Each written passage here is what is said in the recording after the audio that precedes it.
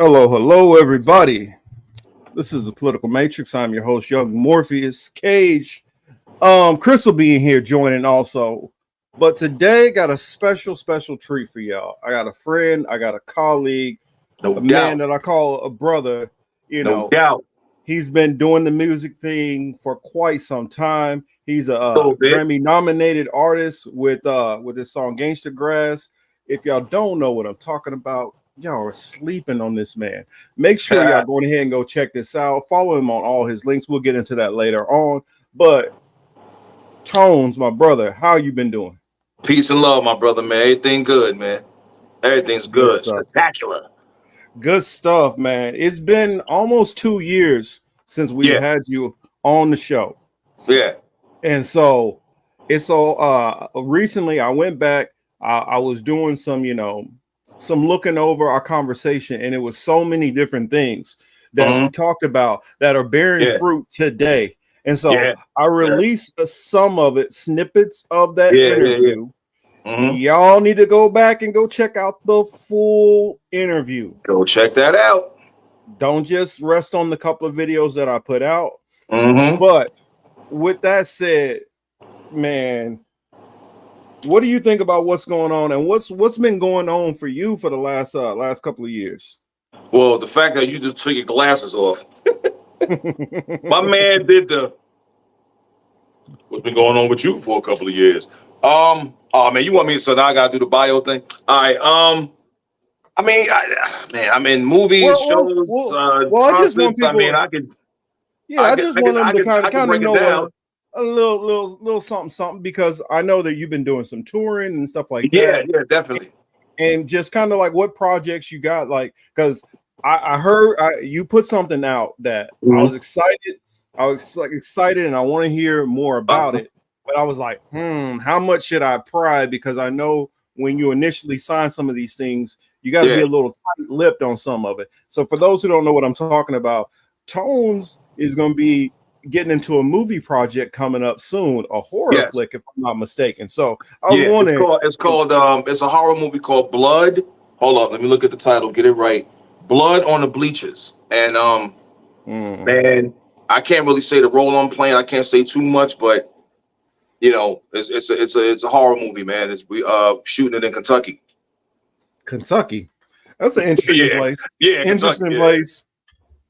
Blood on the I bleachers. can love in Can't Kentucky, man. I got the key to the I got the there's a spot in Kentucky. It's called Marion, Kentucky. I got the key to the city there, man. So Kentucky love me. nice. I I love was them right wondering. back.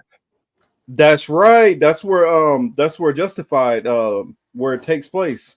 That's where they said it take place, but they filmed it in Well, Hollywood. But you know, well, of course. I yeah, mean you know how Hollywood it is, and for yeah, those yeah, who yeah, don't yeah. know, They say you can. Philadelphia, but it's in you'll be in Compton. You know what I'm saying? Filming. Yeah, you can easily go out to some area that's a little bit more desolate out here Mm-hmm. and then pretend like you out in, Wyoming Yeah, or some shit. no But doubt, no doubt. that's how it goes. I figure I want to, we got that, first and I definitely want to come back to that and we're going to talk about the movie stuff a Yeah. little bit later.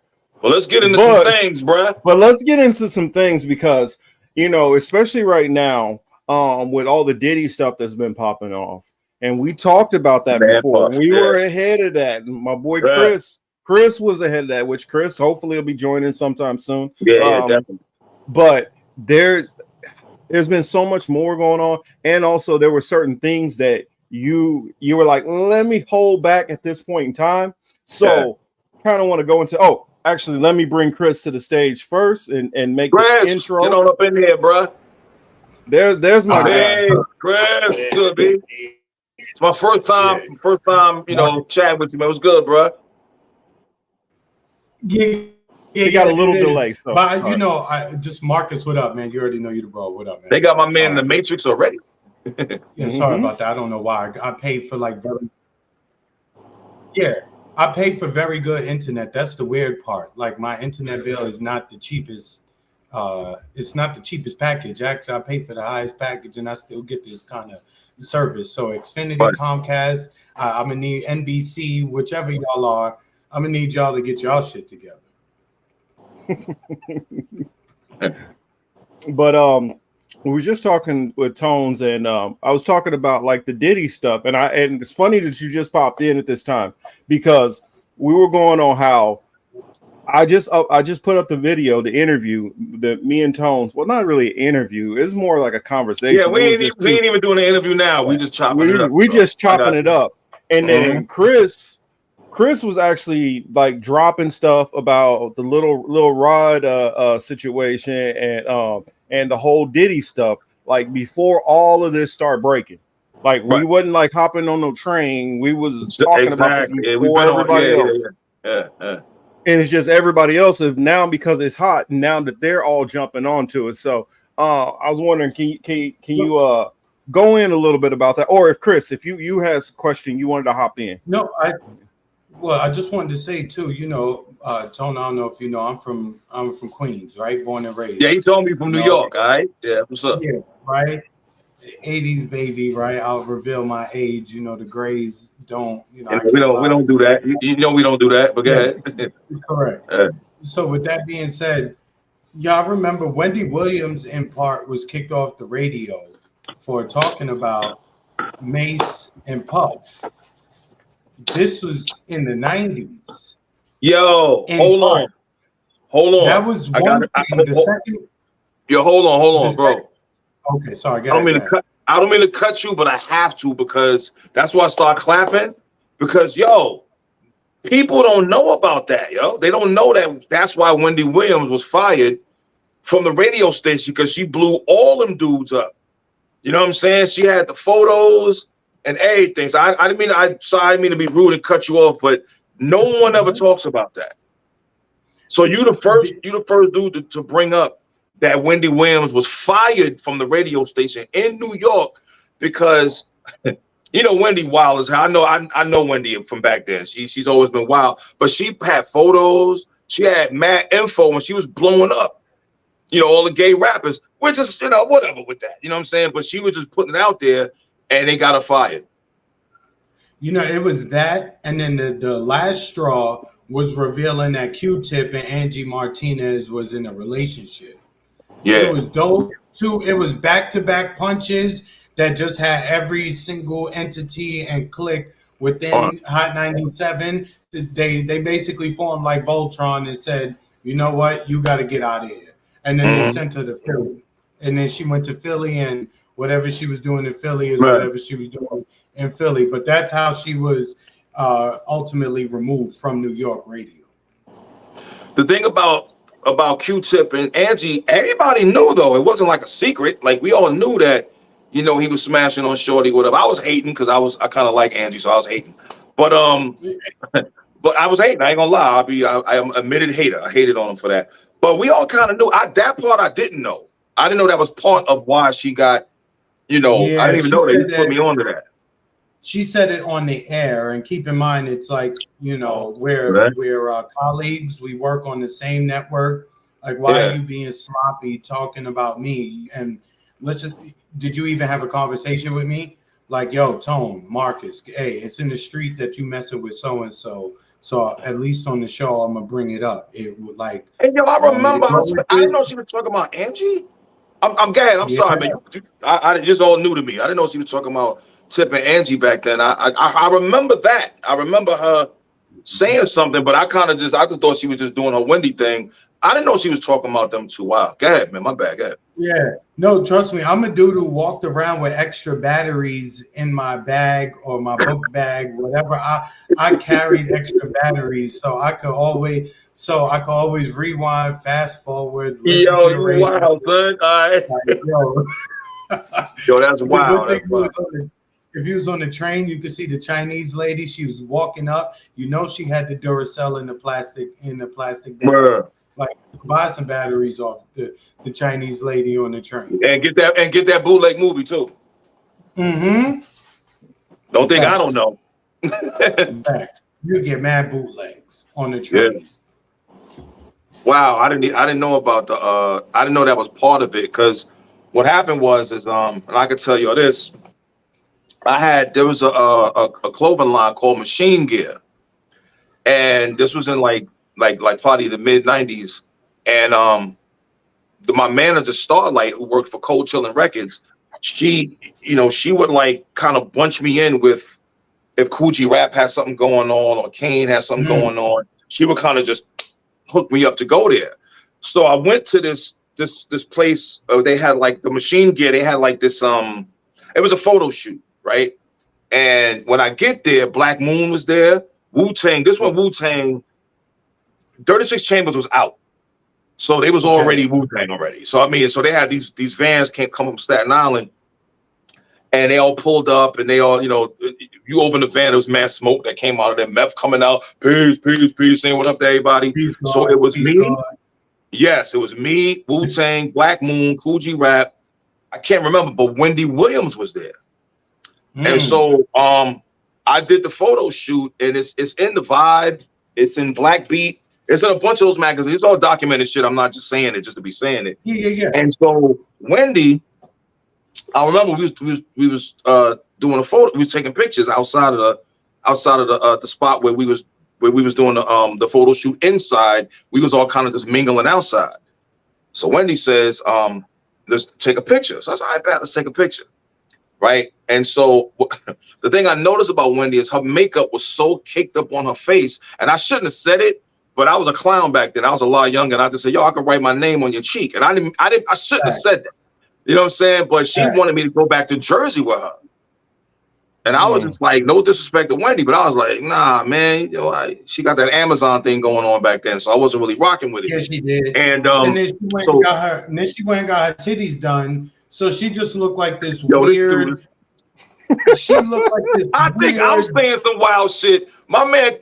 God, man, I tried to tell you. Once y'all two get together. You did. Go ahead, Chris. Go ahead. Yo, she got her titties done, and it just looked like this, like, what did Royce the 5'9" say? Chicks with big titties shaped like the number 9. Like, yeah. Like, that's really what she looked like. Just a stick figure with big balloon titties, and her hair was never. Her stylist was bad. And Wendy, you talk about everybody. I'm just saying, like, damn, like I heard your voice for so many years. And then when I finally laid eyes on you, I was like, damn, she ain't attractive at all. So I see why you was like, I ain't going to Jersey. Hold on. Chris. I'll go to Philly. Now, that's just my personal taste. I'm not going to say she ugly, but to me, she was taller than me. I'm 6 foot. I think she was taller than me. I don't know. But I noticed that the makeup was caked up, and she smoked cigarettes. So the cigarette breath was hitting me while I'm like, damn, I feel bad. I'm like shitting on Wendy. She's not doing good. I feel bad that I'm saying this, but it's factual stuff. But my point of saying that was I ain't going to say the Wu-Tang members that said this, but I spoke to a couple of Wu-Tang dudes, and they was like, yo, she tried to get you to go back to Jersey with her. And I was like, yo, she tried it with y'all. She was like, so I was like number 7. Like, you know what I'm saying? She tried with them. Trying to get them, wanted them to go home with her. She tried that with Meth first. Meth was number 1 on that list. Say what? Method Man was number 1 on that list. Yeah, and he was mad. I remember when he did an interview where he went off on her. But we're not gonna get into that, man. I don't want shit on my man. That's my. I met the Wu. My homie, my very good homie. His brother is in Sons of Man. He had me in the studio. Yeah. You know about them cats, yeah. He had me in the studio. Here come RZA. He's sitting down next to us. Me and my man, we chiefing. And then here come RZA was there. RZA come out the room, and he was like, "Yo, you in my seat? Can you move?" And I'm like, "Oh shit, all right." Like, and then he looks at his man. He's like, "Yo, who these little niggas?" And then he said, "Yo, that's my brother, Just." He said, "Oh shit, I ain't seen you since you was a little kid. I know." Then. And he was like, "Oh, you his man?" I was like, "Yeah, yo, RZA dapping us up, showing us they playing chess, the moves we make. We was like 16 years old in the studio with RZA and Jizza and Papa Wu and all these people, and it was just like rest in peace. Yeah. We was random as dudes. I got crazy stories like that on some random shit. Not that I ain't no celebrity. It just so happened, you never know. Yeah, rest in peace to Papa Wu, though, man. Oh yeah, definitely. Of course. Definitely. Nah, he was Yeah. cool. Because I knew But OD, like I said, I knew ODB too, man. I didn't know all of them, but I knew ODB and the Jizza, because like I said, I was managed by Starlight up at Coachella, and he was before he right when they started Woo, he was still up at Coachella. So I'm not gonna act like I know all of them, but Papa Wu I met a couple of times, man. Rest in peace to that dude. Same here. I'm not pretending I'm on anybody's Rolodex or getting texts from anybody or invites. I'm just saying, like, you know, these are just experiences I had as I grew up in the city. You just never know, right? I was with my white boy homeboy from Queens. We see his homeboy, who I didn't know, and he's like, "Yo, man, I ain't see you in a minute. Come to the crib. My brother there. He want to see you." Da da da. Yeah.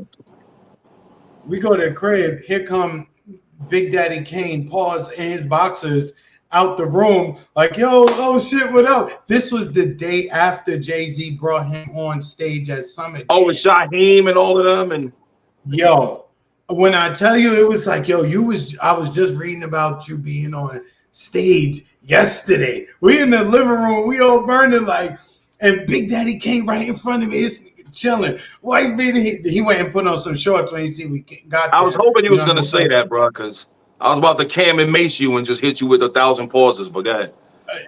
Facts, correct. Once he see we was there, he was like, "Oh shit, yo, pardon me." So he went in the back and threw some shorts. So he came out and was kicking it with us, and we was like, "Yo, Hov just brought you out on stage yesterday. Yo, we not trying to fan out, but what was that like for you?" Nah, but you got to though. Come on, man, you got to though. And he did the verse. He did the verse that he spit on the Big L joint. All right. You know, it's a sick ass verse. Yeah. The sick verse, man. I'm very sick with it. Gatling trusted, oh man. Anyway, you know what's up. Hey, yo, Marcus, what you doing over there, man? Nah, man, I'm just sitting back letting y'all kick it because y'all two New York fellas and y'all know a little bit more inside baseball than I do. I can't speak on none of these type of experiences. I mean, as far like, as Big Daddy Kane, who's that? No, I'm fucking with you, man. Nah, you don't play me like that. I'm messing with you. No, I mean, but yo, get something. You can ask me, yo, right now. Take advantage, man. You know, I don't really do these interviews, so ask me whatever you need to ask. I met is probably Tech. I met Tech 9. That's about it. So, Tech a good dude. T.O.N., let me. I met Twister too. So, T.O.N., let me ask you, how much time do you spend writing or creating, like, before you put something out to the world? Because I know quick. you would. Because I know you went to a couple of what you call them, like Sundance or film festivals. Yeah, you talking about writing? You talking about music? Either or, music or movies or screenplays. It's mainly music. So I spend majority of my time doing that. I mean, but it's sporadic. It could be like right when I get off this, I might lay something down, like musically. I got tons of songs that I don't even know if they're ever gonna come out, but just on the creative side, I do that. And it's also like therapy. You know what I mean? Because a lot of the songs I do is like personal joints. You know what I mean? Or you know, just things about certain situations. So a lot of it is like therapy too. So as far as the music goes, yeah, that's all the time, bro. Like that one joint that you put out, and then I remember we talked about it, and you said that you wrote that one because that had to do with like your upbringing and the step pops and all that stuff like that. And you remember which one I'm talking about? You're talking about the one where okay, no, I don't have a step pops. I know what you're talking about. You might be talking about the one about domestic violence. Yeah, the one about domestic violence. Yeah, that was mainly about my mother. Okay. And today's her birthday, by the way, just so y'all know. Happy birthday, Mom! Shout out to Mom. She out in Atlantic City doing her thing with my aunts and shit. But okay, yeah, that was. I have a couple of songs about that, but about being an abused kid. I was being abused, and he wasn't my stepfather. He was actually but you know what I mean. But he was a bad dude, man. Like he died like in he died in like 99. 2000 or something, but those things stay with you. You know what I mean? So my way of dealing with it was making the songs, making the videos, because it's like instead of sitting down next to some stranger and some therapy and talking to some stranger about it, and they give me a bunch of pills, which I'm not knocking anybody that do therapy. If it helps you, do your thing. But with me, the music is the therapy for me. So it Yeah, goes back to what my man right here was asking. Well, how often do I write, or how often do I? A lot of that is therapeutic. You well, know what I mean? that one it really stuck on my mind because I could Mhm. tell there's a lot more to this song Yeah, than just it's a yeah, song yeah, and yeah. it's something that popped in Definitely. mind. This has some attachment going on here. Mhm. And then when we talked Definitely. about it, you were like, yeah, it had to do with domestic violence, and I just Yeah, remembered that. definitely. It's well, when you do songs like that, right? Like what I what I don't like, I guess I could say this, I don't like is when people try to do songs like that just to get that kind of response. So it's not really what they went through. They try to make these songs and say, "Oh, my song helped someone stop commit suicide or something," but it was a fake song. It wasn't a Mhm. real story. It wasn't anything that they connected to. They just did it to try to get that sympathy from some listeners. Which, if it God, helps, I guess is good anyway. But to me, it's like if it's not coming from your heart and it's not something that you've been through or something that you even witnessed, what's the point? It's nothing real to it. So that's why probably you said what you just said. Like, yo, this doesn't sound like just some song about domestic violence. Yo, it sounds like son been through some things. Well, and it kind of reminds me. You say that, and then on the flip side, I can't help but think about the Drake and Kendrick shit. How he been Now, running how did you around out here, connect that? I gotta connect. How did you connect pretending that? Go to, ahead, bro. but he trying to pretend to be something that he's not, while Oh, you're Drake. showing on the complete flip side. Yeah, Drake. Oh, okay. You're writing from your experiences. Like a lot of artists I know of, they write from what they experience, what their life is about, Right, right, right. and well, just the biggest culture vulture Marcus, that's been Marcus, let me exposed. say this.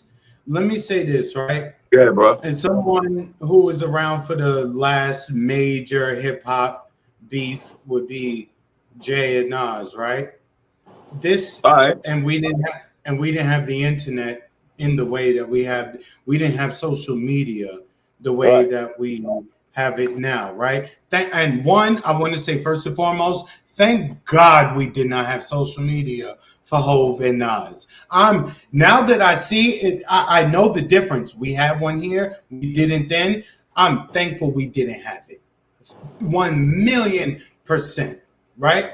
Okay. The reason why I say that is because, and Jay and Nas are a little bit different in that these are two legitimate rappers. These are Right. two legitimate dudes who come from the Mecca.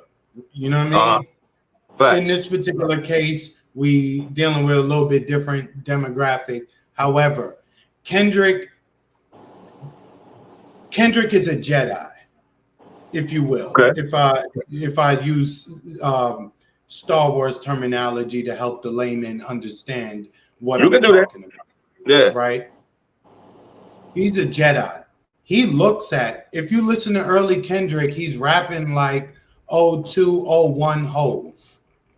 If you hear it and if you listen to Kendrick when he comes out 08, 09-ish, the flow is Uh-huh. Hove. All of them, Ab Q's, J Rock, you could tell they look at Jay-Z, yo, that's my, you know what I mean? Right. With this Drake shit, Drake is an actor portraying a rapper, and his fans are fans of Drake as the person. They're not a fan of the culture. They're not a fan of hip hop, which is why when you look on Twitter for the conversations regarding this battle, you can see the Right. Drake people are talking about things that are 1,000,000% irrelevant to us. What do I mean Right. irrelevant? Ja Rule and Nelly at one point were number one selling acts. I'm not Mm-hmm. dissing Ja Rule and Nelly, but nobody in the hood was like Ja Rule and Nelly are the best spitters. They're not the That's a fact. best That's a fact. rappers. Yeah. Yeah. You know what I mean? Now Right. the Drake fans are like, yo, Spotify is hating because they won't mention that he got 1 billion streams. Like, what are you talking? Like, again, that anybody who tells you that, you can automatically know they're not of the culture. It's facts. But one thing I would say in defense of a Midwest rapper got brought up in Nelly. He not like Drake though. At least he is a part of the culture. It's just a different swing because it's a different culture. Because especially during that time period, you know, you had New York that was doing their thing. Of course, West Coast has always been doing their thing. In the Midwest, we kind of had our own little different thing. And that don't mean Yo, that we didn't give love. We didn't give love to both the coasts, but that don't mean he was a. That don't mean that he was a cosplayer like Drake. Marcus, you know what? And Tone, tell me if you disagree with this. What I'm about to say.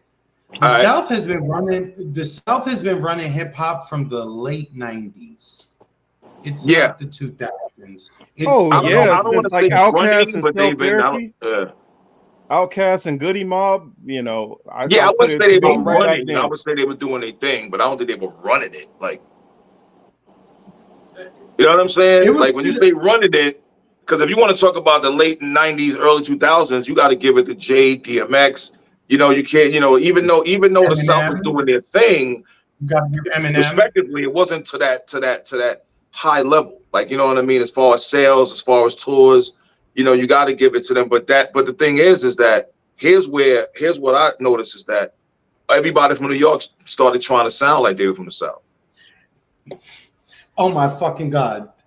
Tom, if I was around you, Tom, hold on. Yo, Marcus, check this out. Watch him make another move. Right? Well, see the movie doing now? Watch him do another one. The craziest thing I ever heard, and I rock with this cat because we from the same borough. When I heard Fat Joe rapping with a Southern accent, I said, "What the?" He had to go. Didn't I tell you? Look at him. He ain't even there. You see? I told you that shit was gonna happen.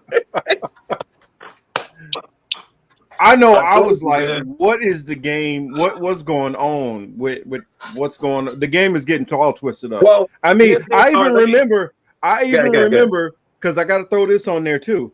I remember when E40 was like, "Well, I'm gonna start trying to do this shit too," and the snaps, and I'm like, "Yeah. Wow, what are y'all doing?" Well, let me mention the Drake and Kendrick thing, right? It's not about that Kendrick just completely washed Drake. I think people are just tired of Drake. I think it was almost like, oh God, get this guy out of here already. Like, you know what I mean? For whatever reason. I just think if you want to call it winning, he's been winning for so long with the sales and the streams and all that I think, Kendrick coming out, and I'll be completely honest with you. I like Family Matters. That was my shit that Drake did, believe it or not. And I don't even rock with Drake like that. But Family Matters was. So my question I'm gonna ask you a question, both of y'all. Not Like Us by Kendrick is pretty much the smash of 2024. But my question to you would be, do you think it would have hit the same if it wasn't about Drake, or it was just a new single and he rapped it and the subject matter was different? Hey, speaking for me, being that I grew up more being a fan of East Coast style anyway, to me this felt so West Coast that I didn't really connect with it the same way. And so only because of this beef, I get where he's going with it, and it just felt too West Coast for me. Okay, so let me say this, right? Mm-hmm. I'm born and raised in New York, right? I see LL Cool J all the time. I see the Lost Boys. I see Onyx.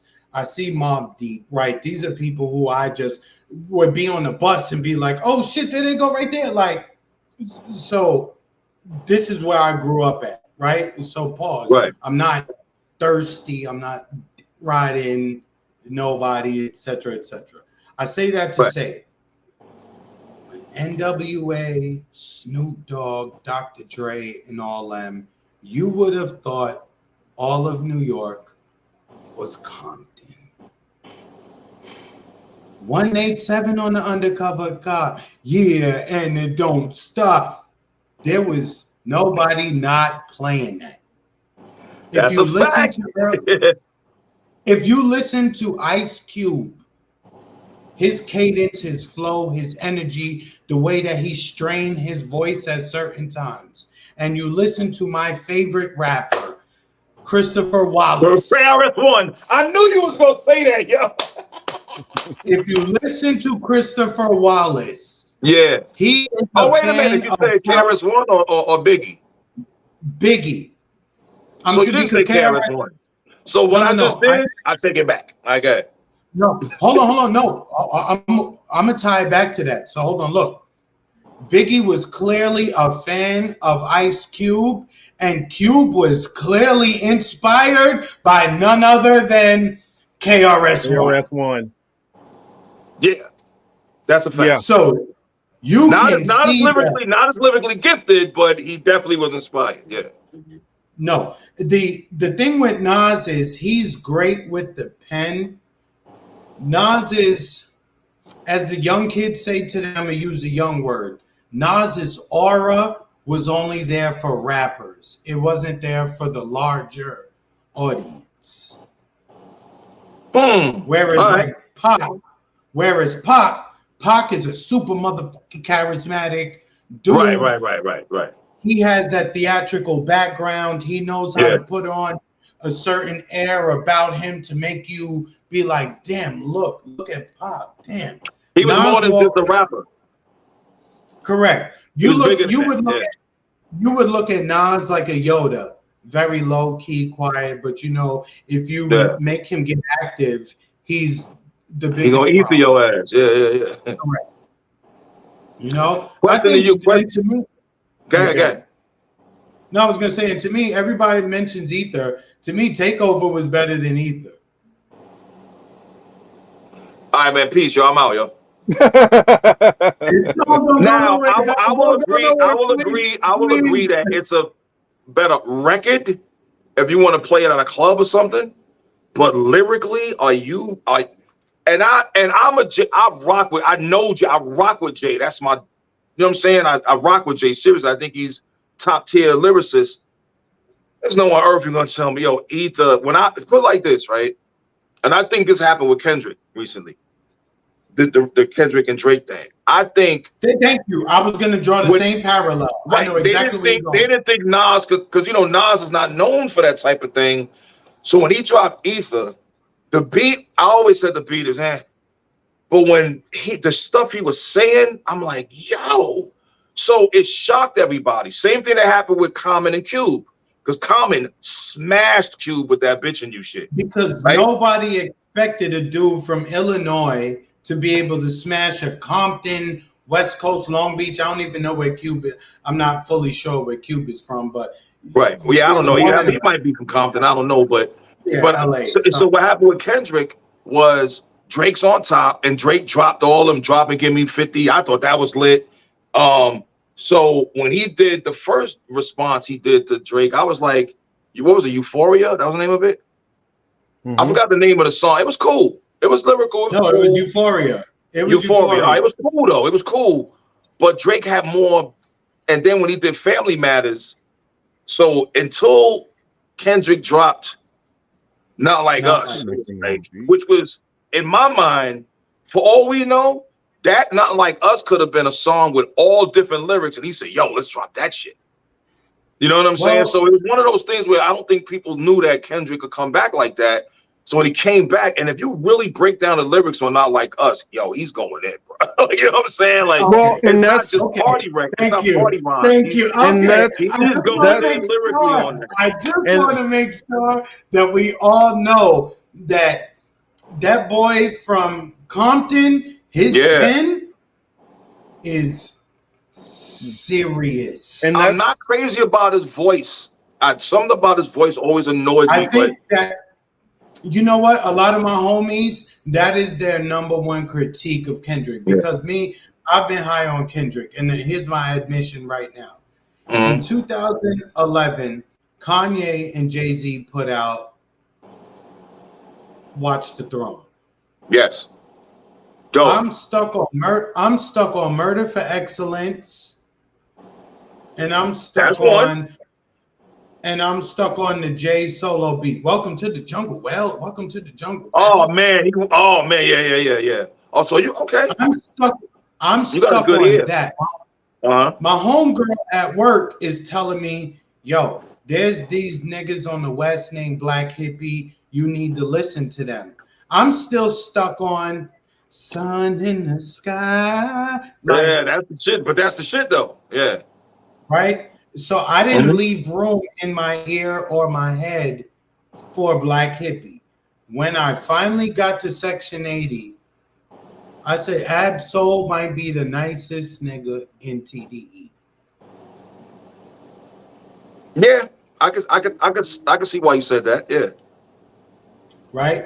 Yeah. I like people who can play with words. Yeah. I love a pen. I'm an actual listener, and then because I pay so much attention and I know shit, this is why a lot of people thought Joe Budden was whack. A lot of people Joe don't Buttons is a listen beast, yo. because people don't know what's going on in pop culture, and they not watching TV and listening to certain shit. So when you listen to Joe, you're like, oh, he whack. That's because you just don't get the references. Yeah. Joe is a a lot of powerful guys like that. Yeah. But anyway, I think Drake suffered a little bit of what Jay-Z suffered from, and I hate to admit it, is that Drake been, like, to your point, Tone, Drake been #1 and on top for so long.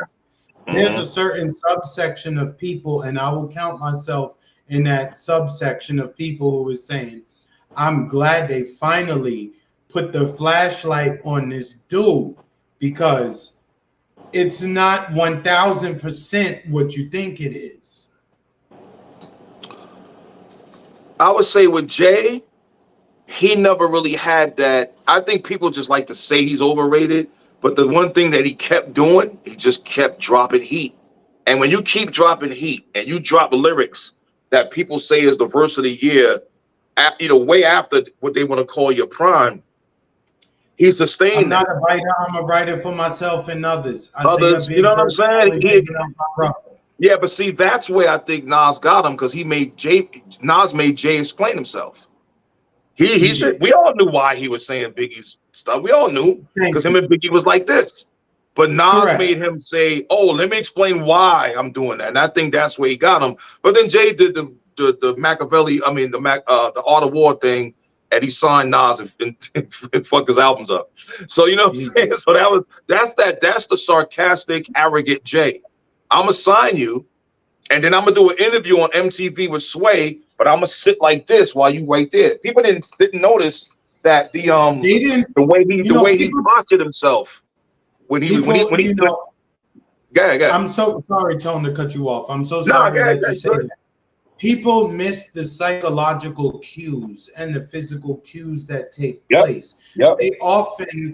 They cannot recognize it if it does not represent itself in the most extreme possible. Yeah, right in front of you. If it's not in the most obvious way, so right. Correct. Now, meaning, like, if me and Marcus had a problem, I would say, all these bitch ass niggas who drink out of Yeti cups. You know what I'm saying? I don't really fuck with them like that. Yeah, you're funny, dude. Yeah. You know what I'm saying? Yeah. Marcus just lift up the Yeti cup. That was off the dome, right? And I see what you did. Yeah, I got you. Yeah. And Marcus and I clearly have no issues, but people don't understand that. So to the posture that Jay took during that interview with Sway with Nas was kind of like, yeah, little nigga, don't forget I'm So you caught that then? Of course. You know how many people didn't catch it? I saw Marcus. I saw I was the only dude that caught that. I was like, yo, do you see how he's like sunning him? Because he postured himself, and Nas is, it's almost like he's talking and he's like, yeah, just like this little nigga right here. You know what I mean? Like, yo, that's crazy. You caught that, yo. That's crazy. Because, and I hate to say this, because unfortunately, a lot of the culture is highly uneducated. And what I mean uneducated is not necessarily a traditional definition of education, meaning, oh, you went to a good school. And what I mean is uneducated. They don't know telltale signs. They don't understand that.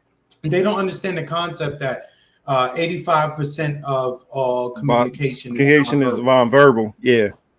Right? They very don't nonverbal. Exactly. Yeah. Right?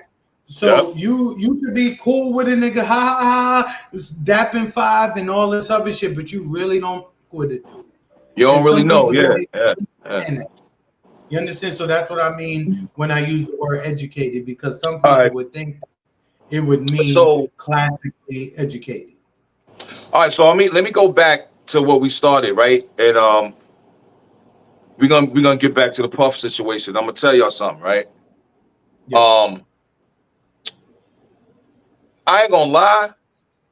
When I first heard Cassie talking all that stuff about Puff, I was like, man, he ain't doing that, man. My thing was, he's too rich. He's not dumb enough to do that. But that doesn't, if anything, that makes you probably feel like you can do it and get away with it, right? So until I seen that video, and we just talked about the song I did about the message, but I wanted to beat the brakes off this bitch ass nigga. You know what I'm saying? Like, you bitch ass, you beating on that little girl. I don't care how old she is. She's 30, but she's a little girl. In that video, she looks like a little kid. So, but then here's the thing that people say, right? Oh, but she was with him for so long, and why didn't she call the cops? Why didn't she do that, this, that, and the third, right? So what I said was, and I'm gonna quote my man Black Dot from Urban X TV, it all depends on how you looking at it, right? So I could look at it like, well, maybe she's one of them girls that like to get beat on. Sounds crazy, right? But they out there. That doesn't make it okay to do it. She could have been one of those. Or how many homies that y'all know that had a girl or a homegirl you knew that some dude, they always beating on her, but she stays with him. Yeah. None of this makes it okay. I'm just saying these things happen. They could have been having freak offs together. Or what about your homie who's with the girl who like to get very active when she gets upset? Right, no, I'm saying, but see how that's another way. That's what I'm saying. Like, these different ways to look at it. My thing is this, right? This is my take on it. If anybody, people that's watching, if y'all, this is just my view. When he got with her, right?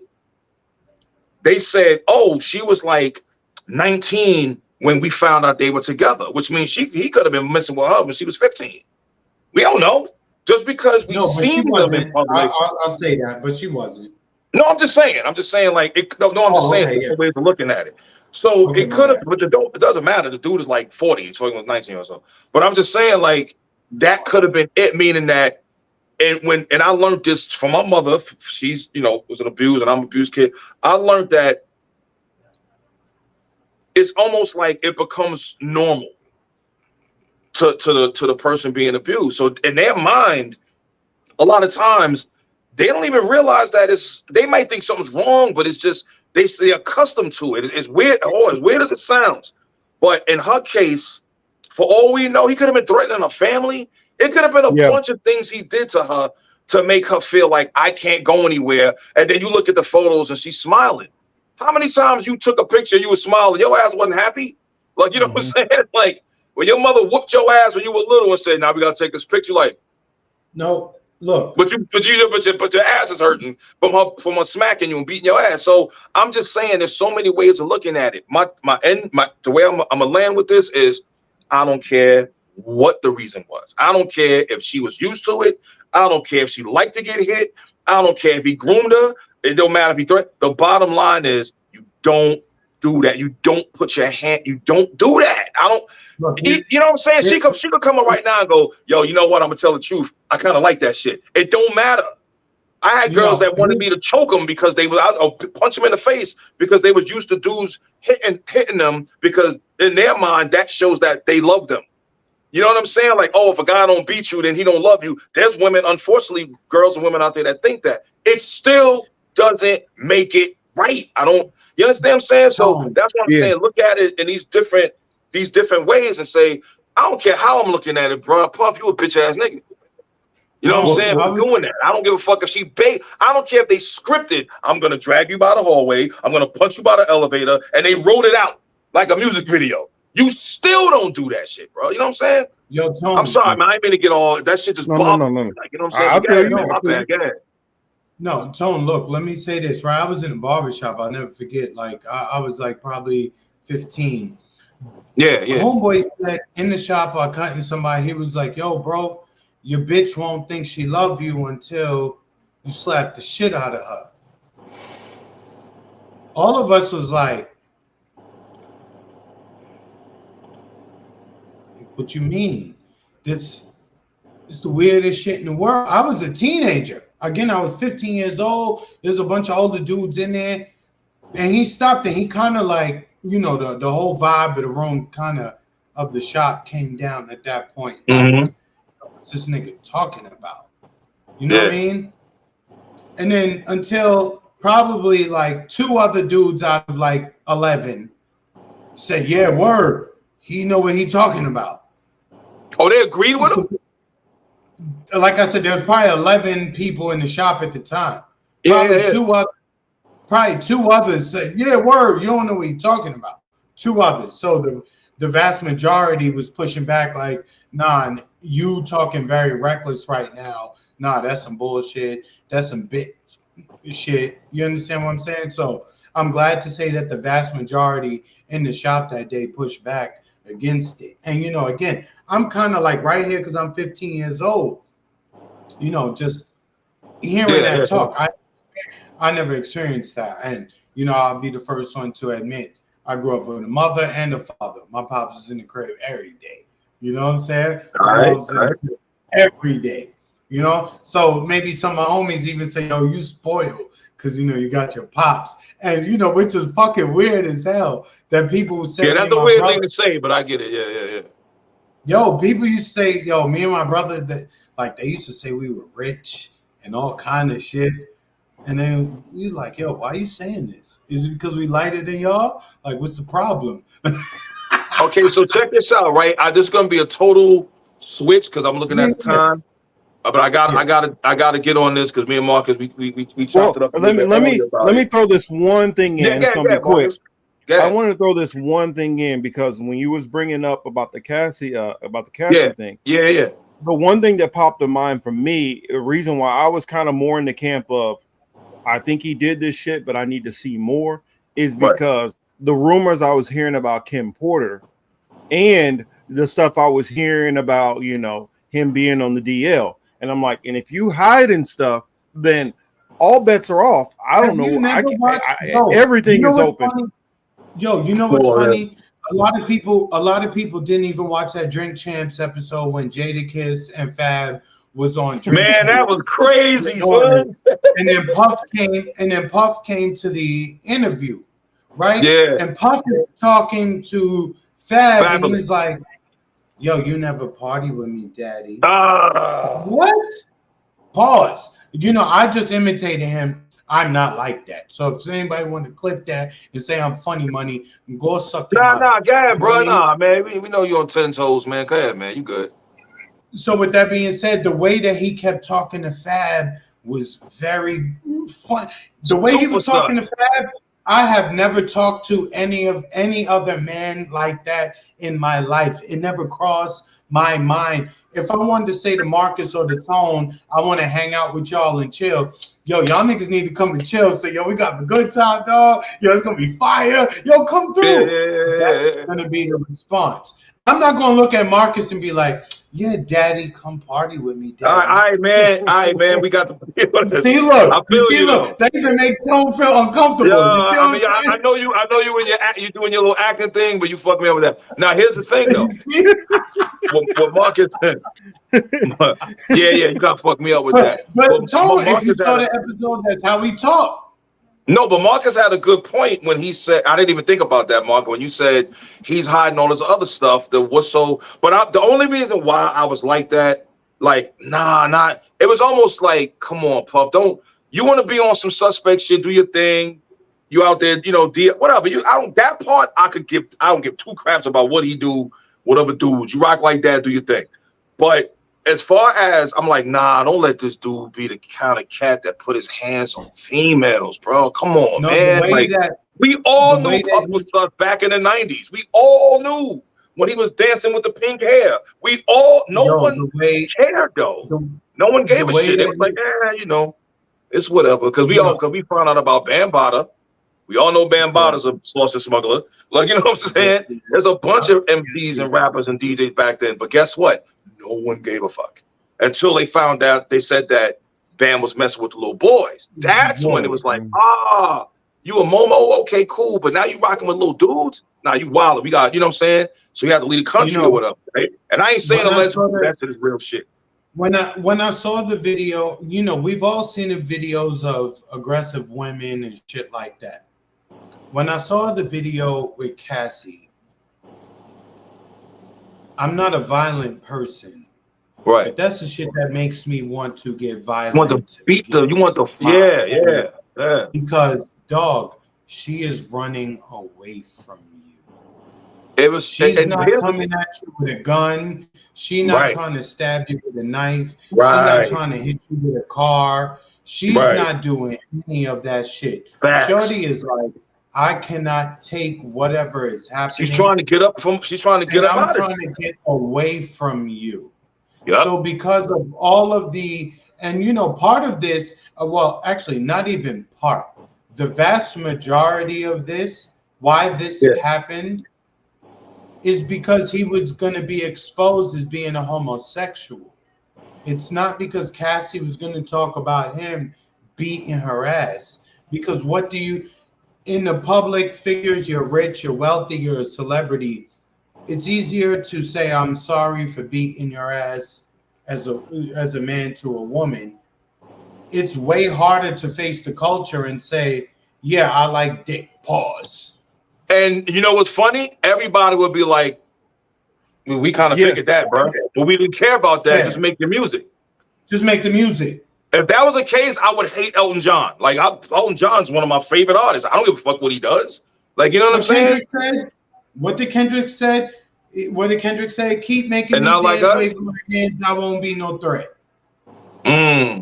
But also, but I would throw in, you know, just like how you were talking about with the domestic abuse.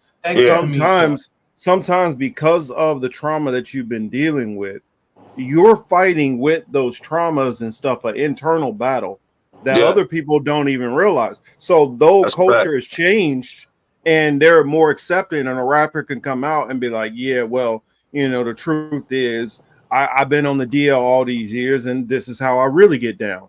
And people will be like, okay, well, I mean, it is what it is, you know, do you? But I think because he's so programmed to, especially how it was definitely for us, you know, you go from the people growing up in the 80s, some in the 70s and before, and that mentality in the Black community, that was like unacceptable for you to even, I hate to, you know, Marcus, I hate to interrupt and I hate to say it, but you know, Puff got his hands on Mace too. That's why Mace. I've heard about that too. Hey, yo, listen. Hey, yo, check this out, right? Yo, check this out. From the interview he did, that's why Marcus is smiling, because he's already laughing, because when I went to the office to do the deal with Bad Boy, hey, they talked about how smooth my skin was, and I flipped out and called them all kind of names and bounced. Like a month, maybe I don't even know, it might have been a month, maybe a few months later, Mace was signed. So I guess he accepted the compliment of his skin being smooth. I don't know. So look, Marcus, hey, here's something. You know here's something. I didn't say this at the time, T.O.N.E-Z, Marcus, but let me add this. Marcus, hold on real quick. But this is quick. This is quick. Okay, this is real quick. This is something I didn't say at the time, but I had a homeboy, Hytham, who was from New York, and he told me while he was working at like one of those upscale type gyms, Mace got kicked out for trying to accost men up in there. But go ahead. Trying to what? Yeah, man. But you know what? That's a rumor. I didn't hear what you said. Mace tried to do what? Trying to force men to do some stuff. Trying to force your boy? No, not him. No, not the upscale clients, random men in there, and he got forced out of the spot because of that. All right, so what was you saying, my man? That's some wild shit. But go ahead. What my man saying? You had something to say though, my man. Right? Let me tell you. Look, I went to Hunter College in New York City. Right. Yeah. They had a serious West Indian Caribbean club. Right. That was the only club I ever joined in college. Right, was the Caribbean Club. So we went all over the state, upstate New York, you know, Binghamton, Albany, Pennsylvania, Delaware, you know, all these, Connecticut, all this shit, right? One night, and I don't really tell this story often because it's funny money. I ended up in a room with like 7 women. They wouldn't let me leave until I stripped for them, right? Right. Beknownst to me, there was a dude in the room. I didn't realize it because it was kind of like a suite, and you had another room off.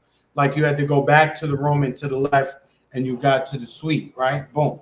I ain't know nothing. It was me. I was beyond drunk, like on a different level, right? And you know, I used to be a good-looking dude, right? Used to be. So you know, the biddies had me in the room, and they was feeding me all kind of liquor, da da da. So homeboy ends up coming in the room when I'm too blitz. I wake up the next day, I walk down the hallway, I fall, everybody laugh at me because I was still drunk as fuck. Anyway, we end up on the bus going back down to the city. Homeboy, there's a dude on the bus. He turns around and he was like, yo, I was in the room last night with you. And I was like, what? And he's like, yo, look, I work for Bad Boy Records. I promise you, these dudes will want to with you if you into music or modeling or this and that, da da da da. And I was like, what? It's like, yo, the shit felt mad funny money. So I immediately like, nah, nigga, I ain't with you. But a bunch of my other guys who I used to roll with, they approached them in different places within New York on the same type of vibe. So it just seemed like they've been this way over there. Well, it's been this way. It's been this way. It's not nothing new. And then I look in the Double XL magazine, the same dude who asked me about taking some pictures, he in the Double XL magazine, the source, with the same around that whole circle. Like, yo, this is the same fool. You know, back in the day, we would just say Fugazi or Funny Money. Yeah. Fugazi, definitely. That's definitely a word. Definitely. Yeah. They was always on that shit. This is nothing new. The only difference now is that people are filing documents within the court system. People are going to the internet, sharing their stories. But all this shit has been around forever. These dudes been Funny Money. Cam was on The Breakfast Club, and what he say? Oh, I went to Mason. Oh man, don't tell me about the bathroom thing with Mason Puff, man. If that's what you're gonna talk about. Thank you, Tone. We ain't gotta. Yeah, we. Thank you. That story right there, overload too much. That story right there, I was like, Cam, what you saying, bro? Like, thank you. And then Cam is a funny dude, so he told the story. And he don't say, and Cam don't say things that he don't mean. He don't, but it's like he sets the scene and then walks away and lets you figure it out. Like, so I get what you're saying, but you know. And Cam has never been a fake. And Cam never been a fake man. Here's the thing, though, right?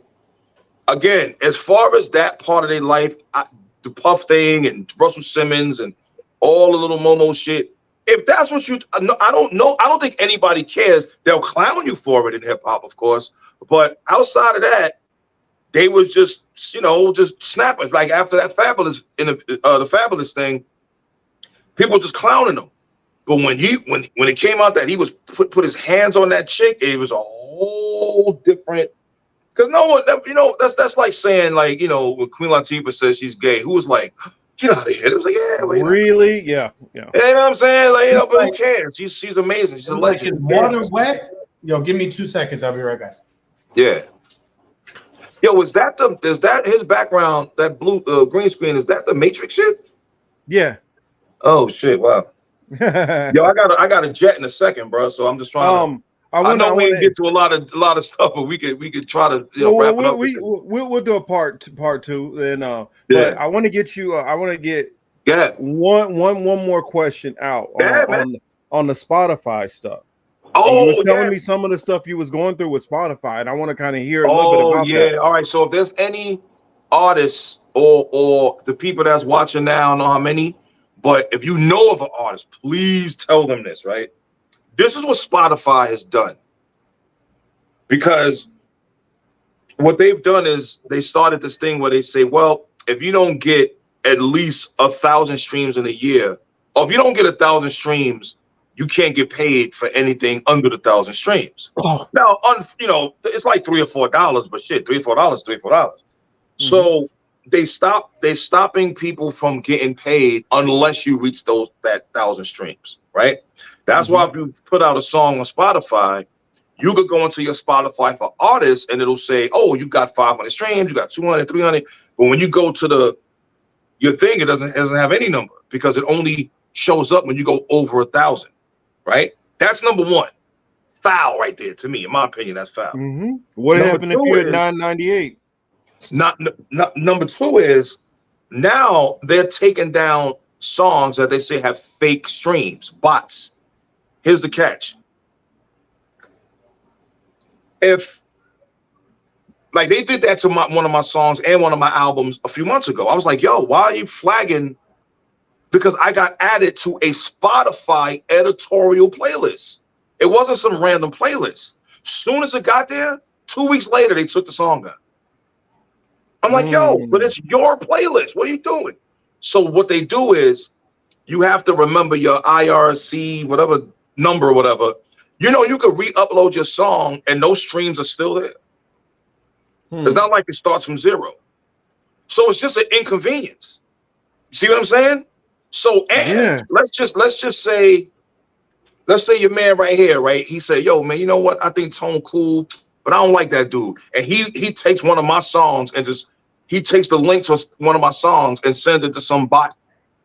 They could delete, they could flag my shit and take it down. So anybody can do it to you. See what I'm saying? So it's not like you did it on your own. Because and then when you try to log on to when you try to go to your TuneCore or your DistroKid, before you can go to your account to see your money, to see all your shit, a black screen pops up and it says, oh, this song has been flagged. And then they make you, well, not make you, but you kind of have to do it. You have to click these things that say, oh, the streams I got were not real. You have to click, like, I don't know the exact wording for it, but it's something like you have to agree with what they're saying in order to get back into your account to check on your money and all that. You know what I'm saying? Oh, no, that's my, I knew that. I knew what my mom's was calling. Damn, hold on a second. Yeah, because I knew it was gonna happen. It's her birthday. So look, man, I don't mean to cut this, man, but I gotta talk to Mom Dukes, man. I got you. You gotta talk to Mom Dukes. I gotta talk to Mom too in a little bit. I appreciate it. We're gonna do this every month or every other week. Call me later. Actually, can you just throw out a real quick where everybody can holler at you and be able to get a hold of you? Instagram. Instagram is Emmy nominated T.O.N.E-Z. T.O.N.E-Z is hip hop on Facebook. My Twitter is still Twitter. I don't give a fuck what they changed the name. Twitter is just T.O.N.E.Z Twit. That's it. And just reminding me. Put the links in your description, bro. Come on. Just remind me. Send me everything, and I'll put it in the description after this. Yo, I gotta check, man. My mom, I gotta call my moms and shit. Oh, that's right. Yeah. Happy birthday, moms. Yeah. Well, I mean, I spoke to her, but she's calling me, so I gotta figure out why she's calling me. So we already know. My mom be hitting me up too, like, Mom, you know what I'm doing. No doubt. All right, bros. All right, well, I appreciate you, man. Peace and love. Peace.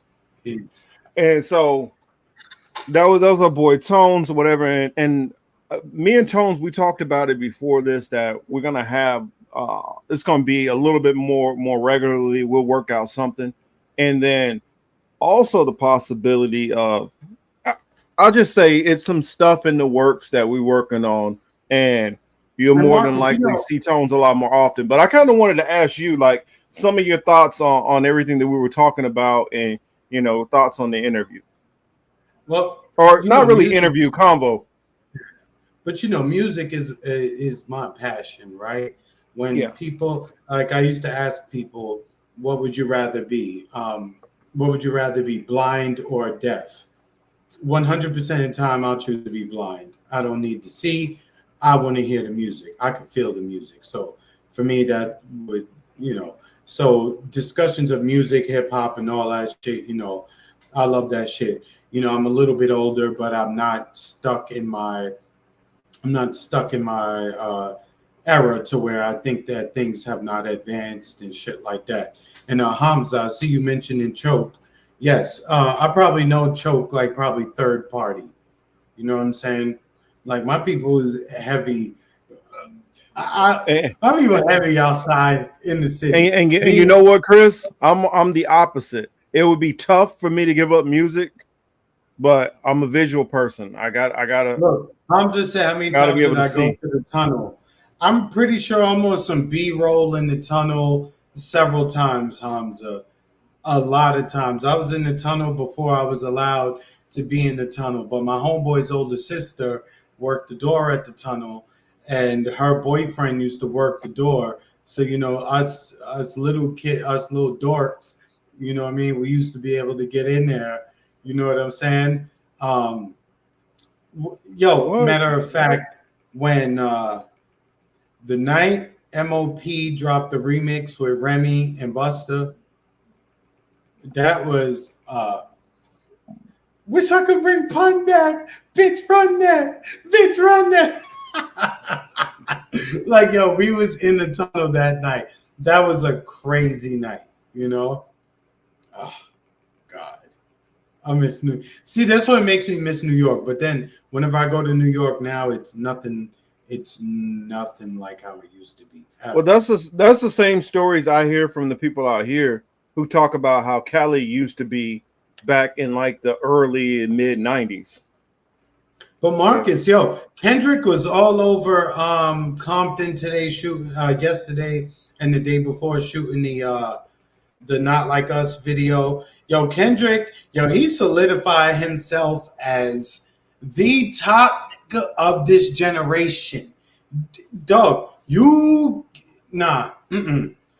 I already thought it was him, but he solidified it now.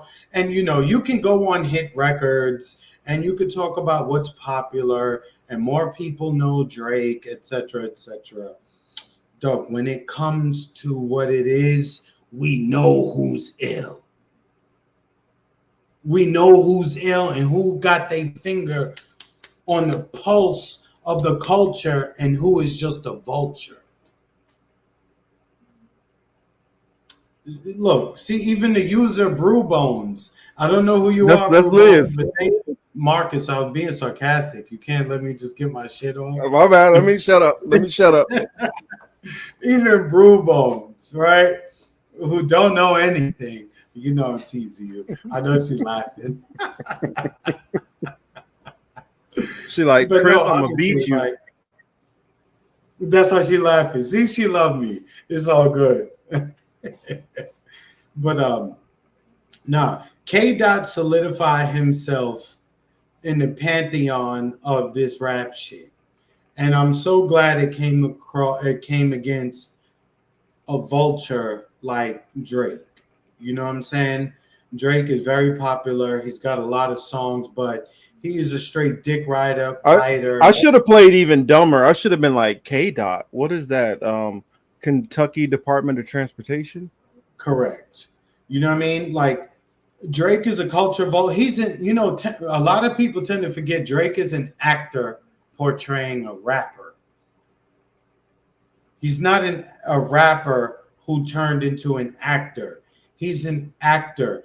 That is, if he was a real rapper, you wouldn't see him do such questionable or certain things, because real rappers would be concerned with how their peers would look at him. When you're half Ashkenazi and you grew up in an Ashkenazi neighborhood and you got paid from Ashkenazis for your TV efforts, you get into their business. It's not a it's not a theory that they would want to hype you up over everybody else. Okay? Like, we have to be honest with it. You're on every new rapper's song. Every new rapper song. And they don't even be ill people. The song just be popping and you get on it. I was gonna ask everybody if y'all can help me out there in the chat to remind me of this when T.O.N.E.Z comes on. Because I kind of want to ask him this and I forgot about it. I was gonna say, so how does it feel as an artist when you put together your work, your craft, and you watch so many other rappers get so much credit, and you know that they have nothing but ghostwriters. Doug, are you just straight? Because it's a lot of y'all don't Marcus. know how many of y'all favorite rappers, their favorite song that you're listening to is a ghost written song. Marcus, you don't have to even have ghostwriters. You could just straight up steal the swag. I'm getting so cold. I ain't worked this hard since I was 18. That's all Soldier Boy. That's not Drake. That's Soldier Boy. You crank that Soldier Boy. You crank that Soldier Boy. That's all Soldier Boy. And there's a lot of other songs where Drake just straight stole the style. Everybody's like, well, he does reggaeton. They wrote a verse from him and they made him spit it in Spanish. Bad Bunny wrote that. Was it for me? Bad Bunny wrote that. Correct. His voice sounds good enough to be able to carry it. So he's been benefiting from this the whole time. Look, Sexy Red is super ghetto and super hood. You go out, what do you hear? Hands on your knees, hands on your knees. That's Drake, that's me. You can tell me outside. I'm telling you, this is the shit they play outside. I see Warren's in the building. You do know they already have had a hologram concert. Oh, Warren, what's up, man? They are already doing that, so it's just a matter of another C19 event, and we have to do them now. But yeah, I honestly feel like still streaming for a little bit. Hey, what if I clip this, throw this up? Who want us to go a little while longer? Y'all let us know in the chat, and we'll just talk whatever. I won't even do no thumbnail, no nothing. We just throw something together, and we sit on it. I mean, Chris, how much time you got? I ain't worked this hard since I was 18. Apologize if I say anything I don't mean. I see two. All that is Soldier Boy, not Drake. But most people would know that as Drake bars. Okay, I see 3. I see 4. Okay, I see plenty of people saying that we should keep it going. I see Oz in the chat, man. I haven't said what's up to Oz in a long time. Oz, what's up, man? Good to see you. I see Jonina in there. Jonina, what's up, Cuzzo?